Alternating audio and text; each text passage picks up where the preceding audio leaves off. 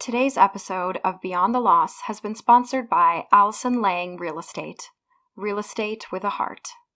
Care and knowledge to help people on their real estate journey. Please visit allisonlang.ca. We are so honored to have you join us for this episode of Beyond the Loss. I'm Aditi Leverage, and I am a bereaved parent to two and parent to one living child. I'm a specialized pregnancy and infant loss coach, mindfulness meditation teacher, and founder of the registered charity, the Pregnancy and Infant Loss Support Center. And I'm Danyelle Kluski, bereaved parent to my daughter Emelina and parent to two living daughters. Co-founder and director of operations of the Pregnancy and Infant Loss Support Center. On this show, we share real stories about parenting and healing through pregnancy and infant loss. We allow space for the often silenced truths around loss to be heard. We offer an affirmative space for all people impacted by loss to share their stories, their triumphs, and their healing. Please keep in mind that the stories shared are personal stories and are not to be used in replacement of professional advice. Should you need additional support, please visit our website in the show notes that are linked. We are so excited to have you join us for today's episode. Let's start talking.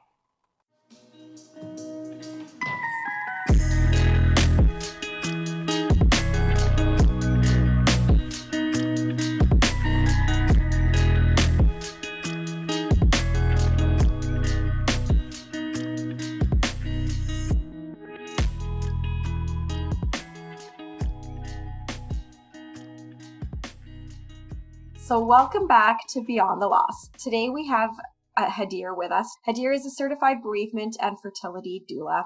Hadeer got into this line of work after her own termination for medical reasons. In Hadeer's grief following her loss, it was very heavy and she dealt with it the best way she could. Today we're asking Hadeer to share her story with us and tell us more about what someone can expect in a journey that might be similar.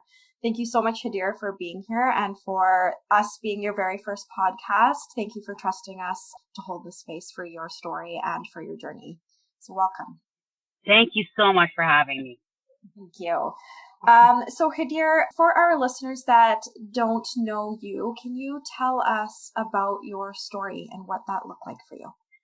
Yeah, so I am a mom of a living child that was conceived naturally. And when we came to the decision to try for a second child, it did not come easy. It was a very difficult journey.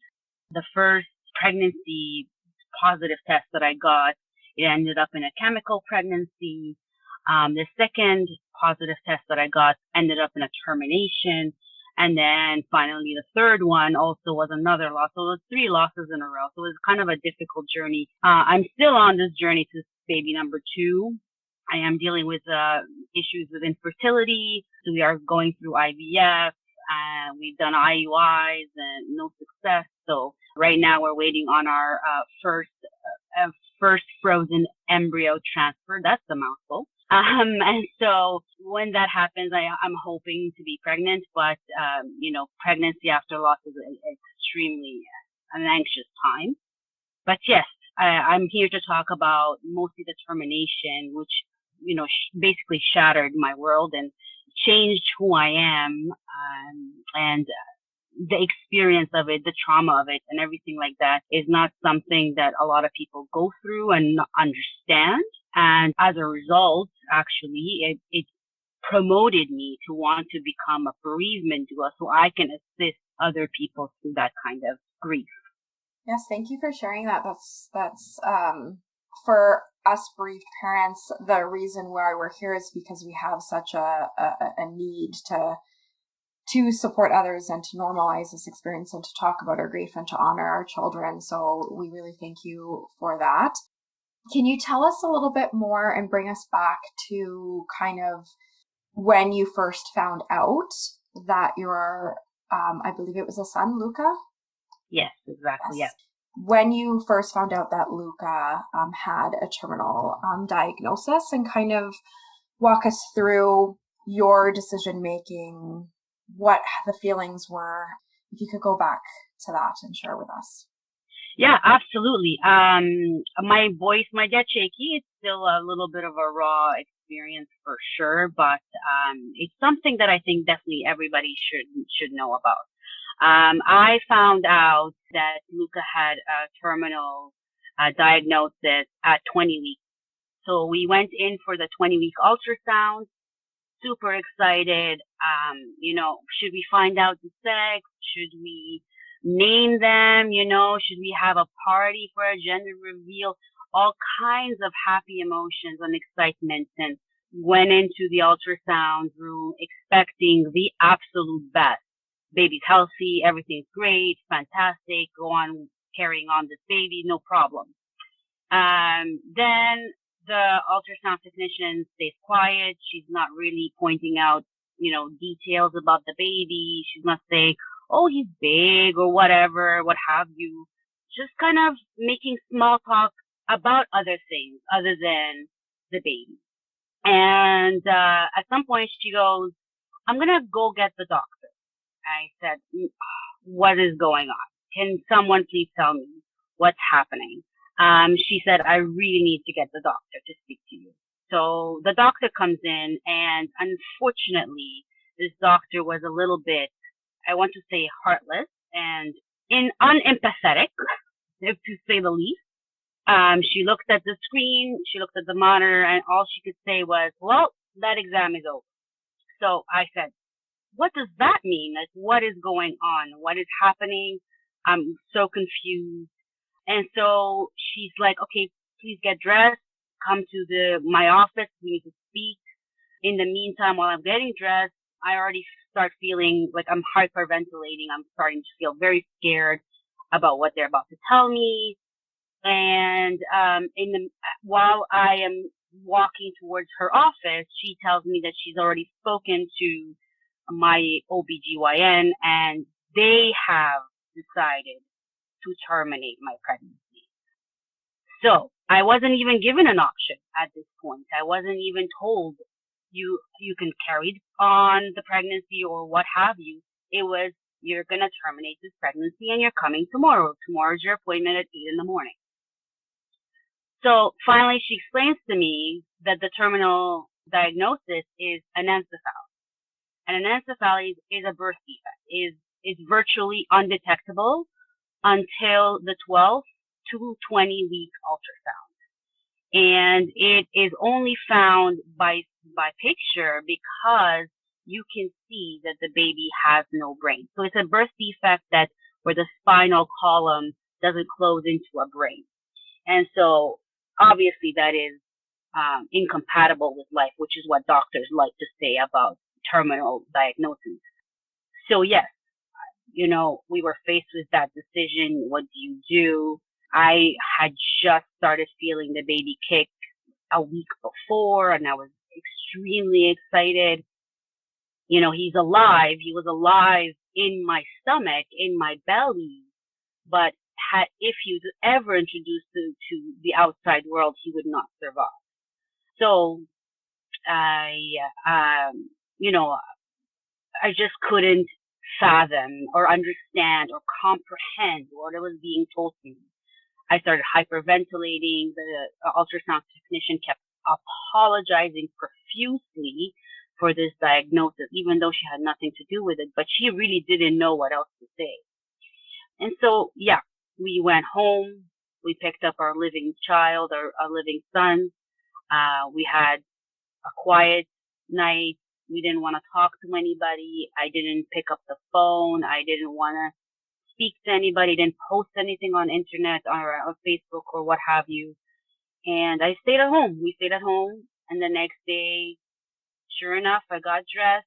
We went to the hospital and we signed in to get this baby terminated, to get the pregnancy terminated, excuse me.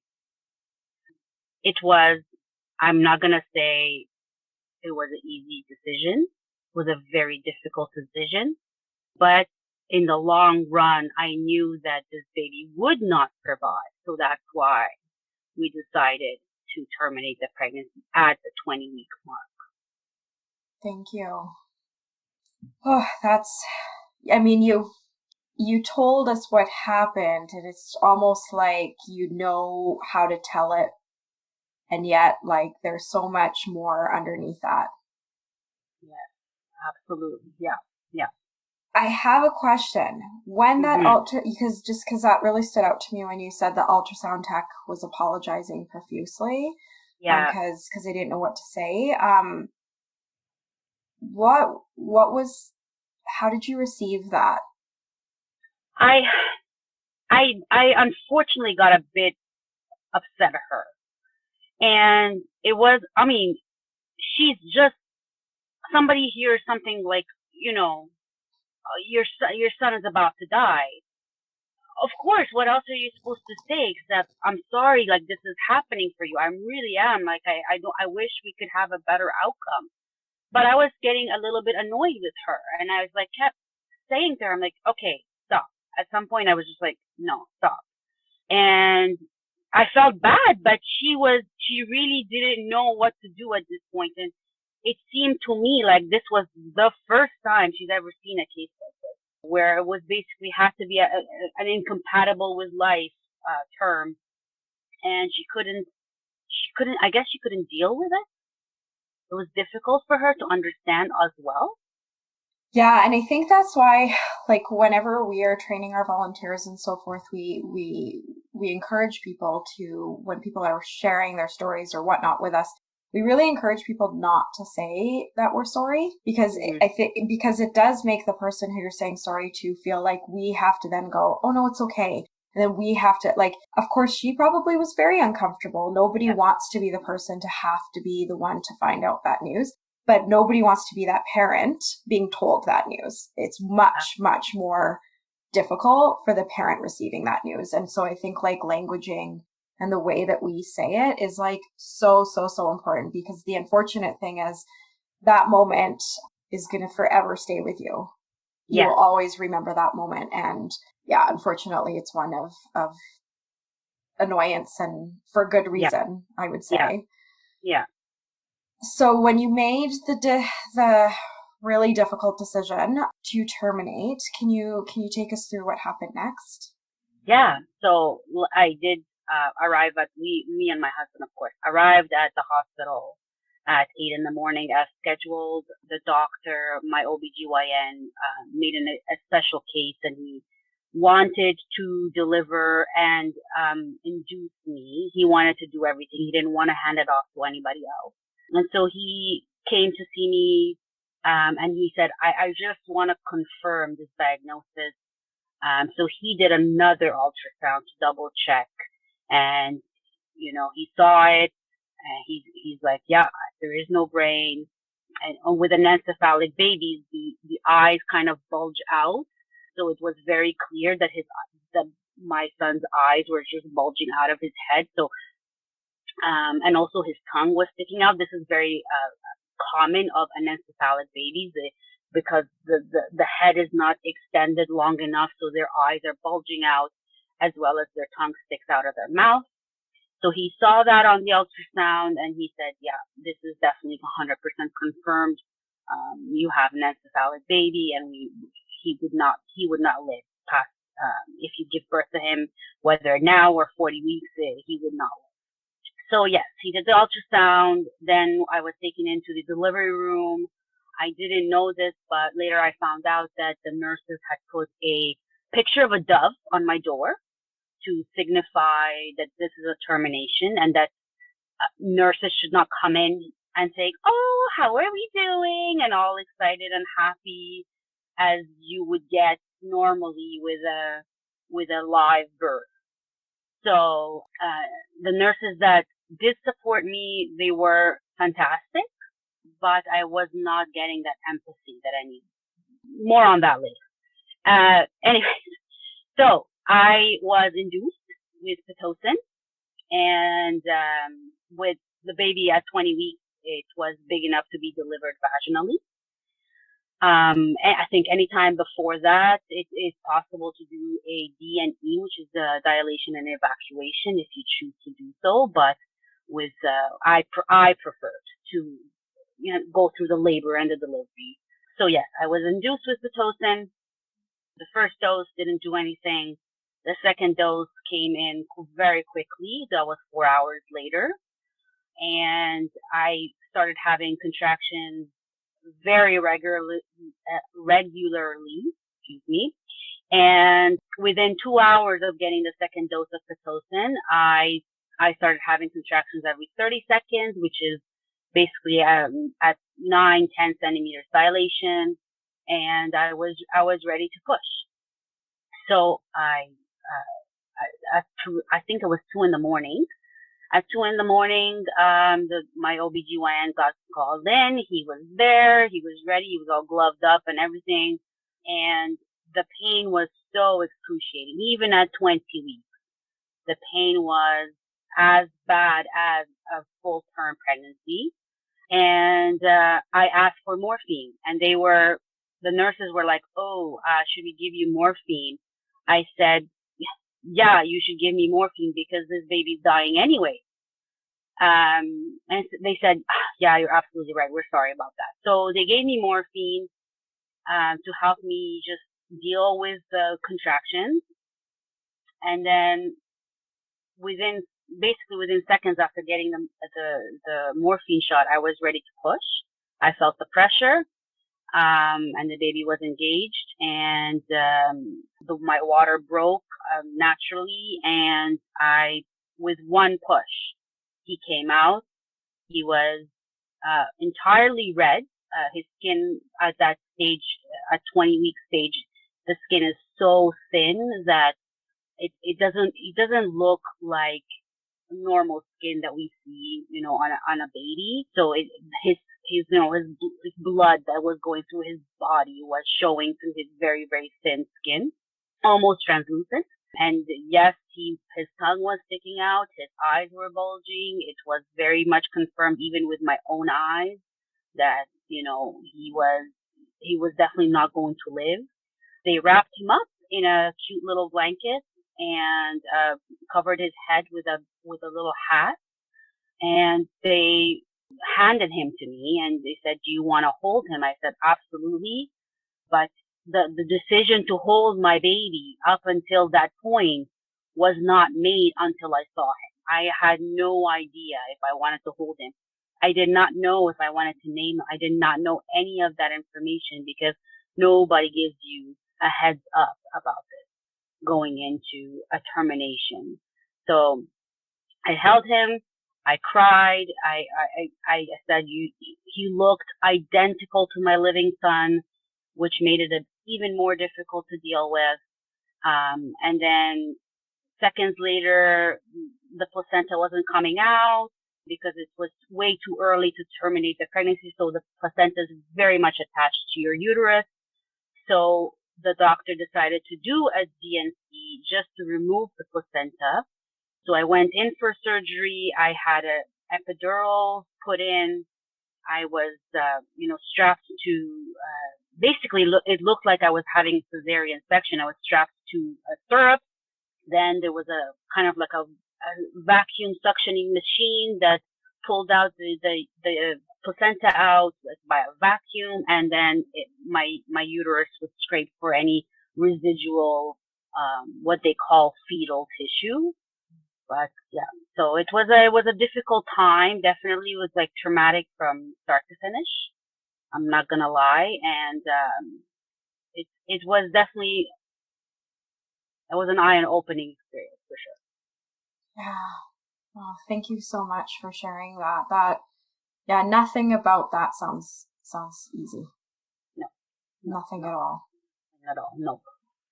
It was a very, very difficult time, and I should even mention that, going in there, I mean, I have given birth before, so it wasn't new for me to find out how all of this works. And I knew about Pitocin and induction and D&C and D&E and everything like that. I knew about all of these things. But the empathetic need that I needed from nurses and from anybody around me to just understand, and I don't know, I was kind of looking for advice, and I wasn't getting that from anybody. And it's really unfortunate because there's no manual, like everyone prepares you for a live birth. There's lots of classes about live birth, but there's no classes about stillbirth or a termination or abortions or what have you. So I went in there thinking to myself, I'm not going to see this baby. I don't want to see him. I don't want to hold him. I don't want to name him. I don't want him to exist. But he left such a huge imprint on my heart and on my head. I will never forget his face. I will never forget his tiny little feet and tiny little hands. And he looked like a real baby, but with no miniature size. And he fit basically in my palm because he was so small, but he had everything. He had eyes, he had eyelashes, he had arms and legs and knees and toes and fingers, everything. But yeah. Yeah. Well, he was real. He was definitely real. Yeah. He was definitely real. Yeah. Can you tell us, Hadeer, because you said it earlier too, and I wanted to ask you. You said you were you didn't make the decision to hold, like if you were gonna hold him or even see him, and right now you said, I was doing everything to I don't want this to exist, right. But then you did make that decision. Yeah. Can you, and I don't know if you even know, but what happened that you switched? That's a very good question. So in my grief, I had already anticipatory grief, just like, oh my God, I can't believe this is happening. I was crying. I felt him kick the entire time. And I'm like, I can't believe I'm about to kill you. Like, that's the feeling that I got. And by pure chance, honestly, I was looking for a connection with somebody outside of my family because my sister and my sister-in-law came to visit me, but no, they don't understand it. They didn't understand loss because they've never gone through it. And my husband was in no shape to support me emotionally at all because he was going through it at the same time as me. So I kept, looking for emotional and kind of emotional and mental support from the nurses that were at the hospital. And I wasn't getting that. And one of the overnight nurses, almost right to the moment of me giving birth, I broke down. I said, have you ever seen a case like this before? And she said, yes, I have gone through it. And she said, I terminated a pregnancy 20 years ago. And I asked her all kinds of questions. And I said, did you hold your baby? She said, yes.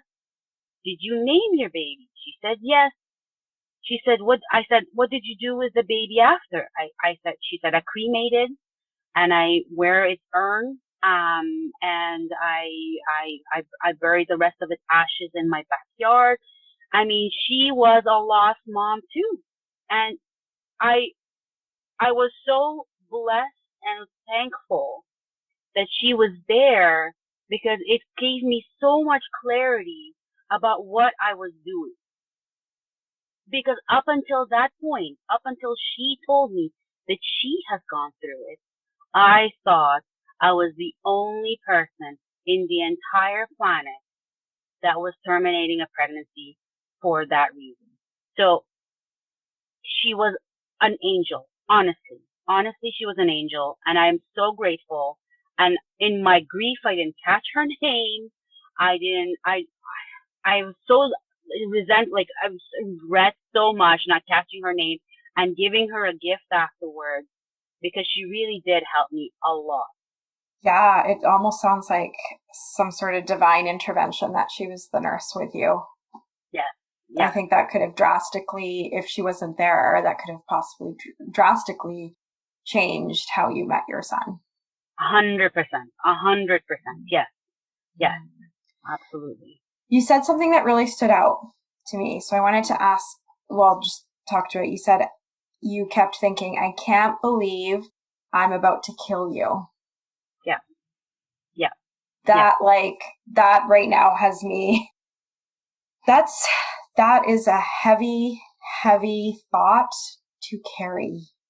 Yes. Absolutely.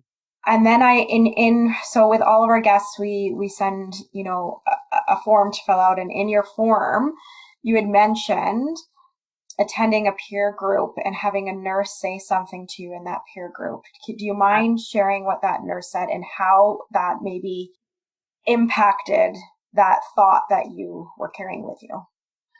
So after the termination and after I went home and, I'm reeling in from the grief of everything that happened. And honestly, it was a traumatic experience. It wasn't an easy birth from the beginning. So in my grief, I needed to find peers. And that nurse really did help me. The nurse that also terminated her pregnancy. She kind of gave me the drive to find other people like me. So I went to a peer support group that is just aimed at loss for women specifically. And I'm sitting there, I went to the meeting and I'm sitting there and everybody's, oh, my baby died at 10 weeks and of life, or I'm miscarried and everything like that. And I was the only person that had a termination. And there was a disconnect. I felt like I did not belong in the loss community. To me, I was like, how dare you join this group of people who had no choice in the loss that they experienced. Things just happened to their baby and you chose to kill your baby. You chose to terminate that pregnancy. And for a long time, it was a very, very difficult decision to sit with. I was okay with the decision that I made for my baby, but it was difficult for me to accept it. And many meetings later, one of the nurses also had multiple miscarriages. She turned to me and she's like, I am a nurse at a children's hospital, and I see all kinds of children come in with birth defects and congenital diseases and all kinds of things that their bodies, and they're going through surgeries and surgeries and surgeries to rectify problems. And she turned to me and she said, you are so brave for terminating your pregnancy because you acted in a humane way towards your baby. And for some people, they want to hold on to the child. Fantastic. But she specifically said that to me because she said, you were so brave for terminating your pregnancy, knowing that he would not live. So you did the most humane thing for your baby. And that's the most ultimate way to show love. I broke down. I couldn't even hold it back. I was sobbing. I said, this is the first time I felt like I belonged in the lost community. And I felt like I was part of you guys. And she said, you lost a wanted pregnancy. You wanted this baby so badly, and you made the horrible, difficult decision to let him go before his time, and that makes you brave, and that makes you a human. Oh, how support and words in those moments are so important and impactful. Absolutely, yes. Because again, I feel like that person was there for a reason in your journey, because how greatly impactful that was to shift your own relationship with this decision. Yes. And I can safely say that after that had happened, I was extremely comfortable with what I have done. And I say that I broke out of my shell and I was like, I want to talk about my loss and how I terminated a wanted pregnancy to all kinds of people. And I connected with lots of other parents of loss who specifically terminated their pregnancy through online, through in person. And you know, we all get it. As a person, parents of loss understand the pain and the grief that comes with loss. And it doesn't matter how that happened. It doesn't matter if it was a miscarriage or a stillbirth or, unfortunately SIDS or something along those lines. Something happened to your baby and that baby died and you're grieving. It doesn't mean that you should grieve less because I terminated a pregnancy and another person had a miscarriage. It just means that I lost a baby and my baby died, and I'm very sad about that. That's all that matters. Yes, and you definitely, I'm so glad you got to a point where you felt like you belonged, because you definitely, all termination for medical reason parents belong in this community 100%. Yeah. So I'm glad that you reached that point for yourself. What can you share based on your experience? What can you share for other people maybe who have just received the news, are grappling with making that decision? What can they expect in their own journey, if you can share with us? Yeah, that's a very good question as well. I think that choice is key. So don't think that you have to be, to listen to what the doctor said. I've made another post actually that is going to be posted on the blog about this, that says that you have amazing amounts of choices. So you can either terminate it right on the date of when you found out, or you can wait until full term, or you can choose to see if this baby will live out of utero. There's all kinds of decisions. I would say do not take anything at face value. If your doctor tells you that that's it, you have to terminate the pregnancy, know that you have more than one choice when it comes to that. And even the way to terminate the pregnancy is by your choice. If you choose to do it by labor and delivery, that's your choice.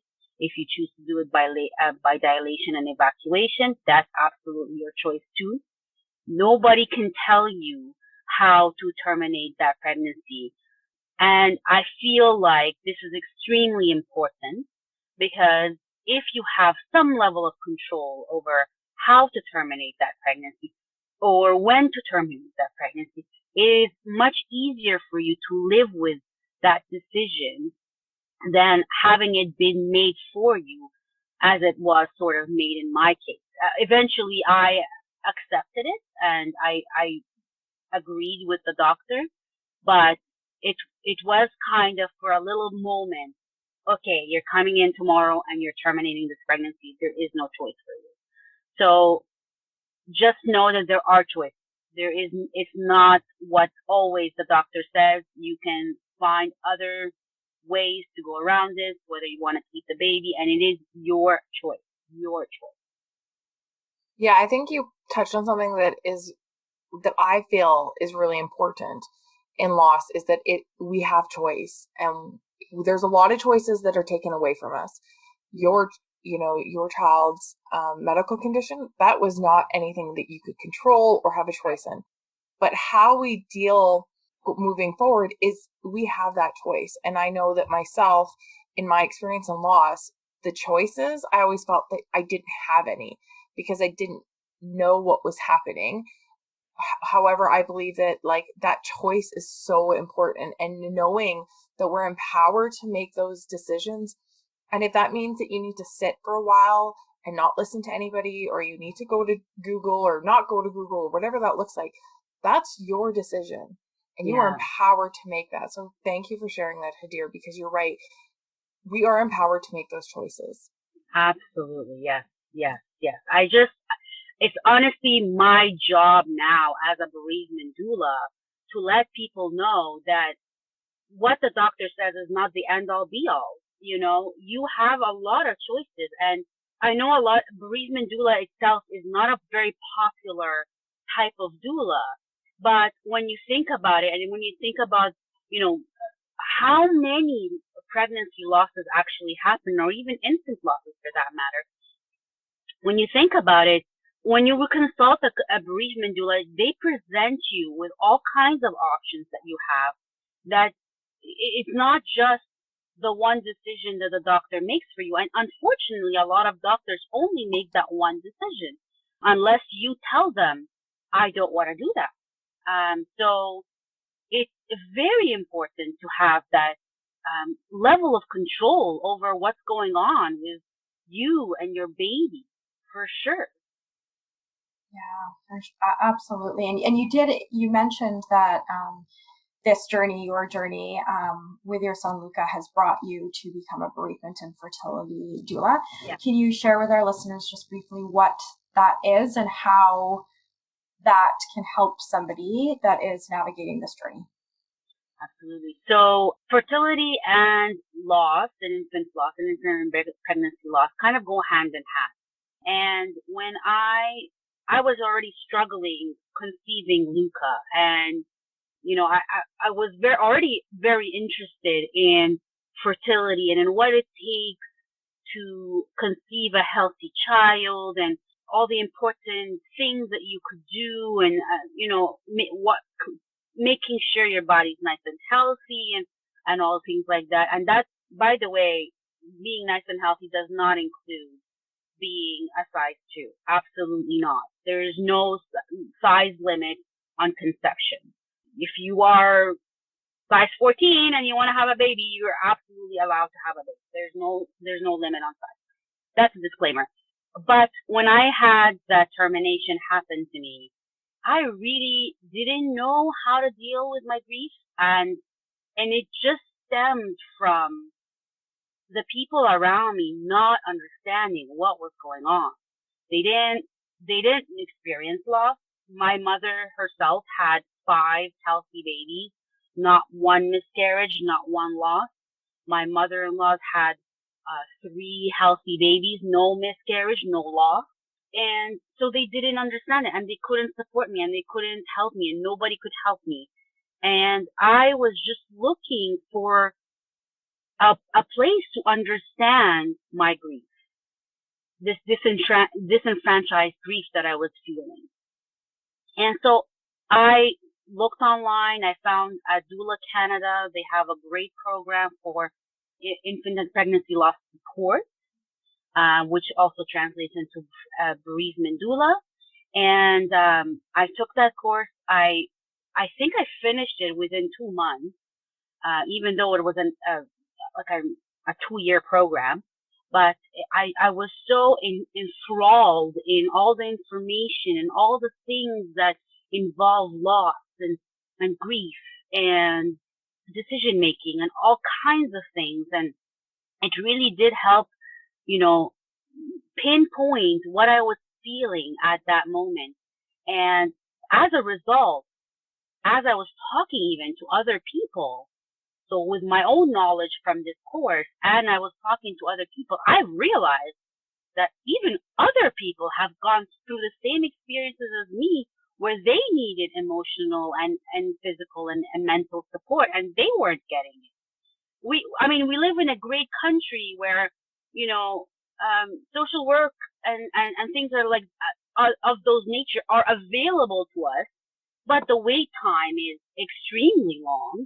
And for you to be seen by somebody, it takes a very long time. And of course, PLIC is a great, resource for that. So to get that support, like in the immediate moment that you find out, for example, that you have to terminate your pregnancy, or, oh my God, I'm experiencing a miscarriage, what do I do?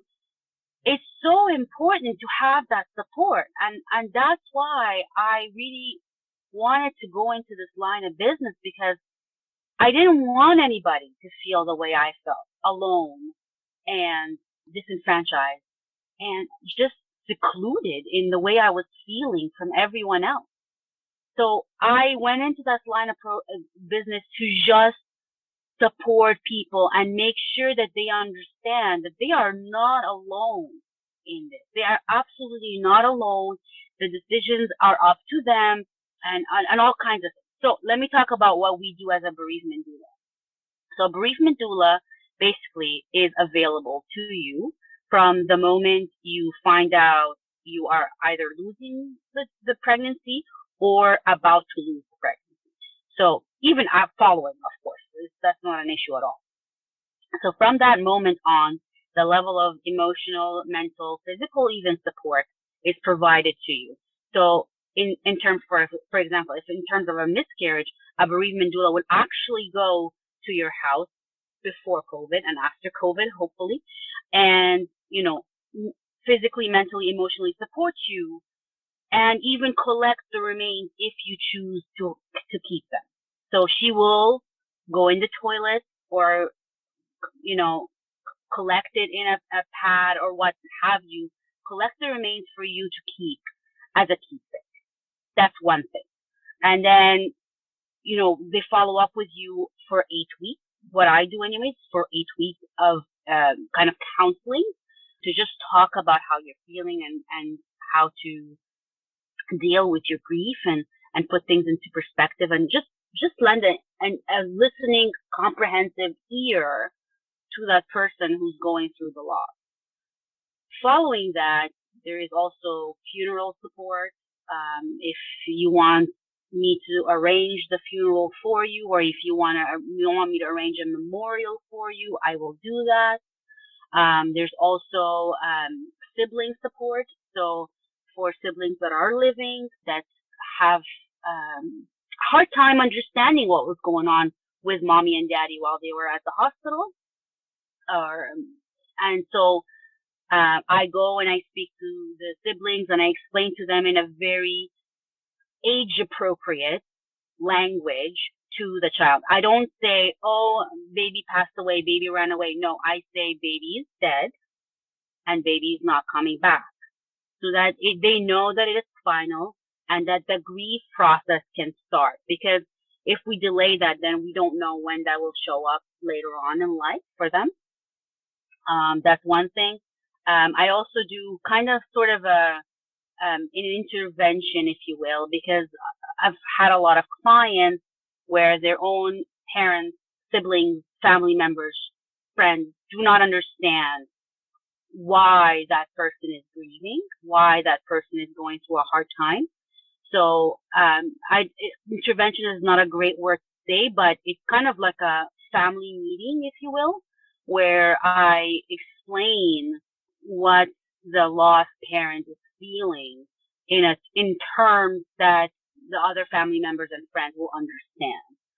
Yeah, I think that's it.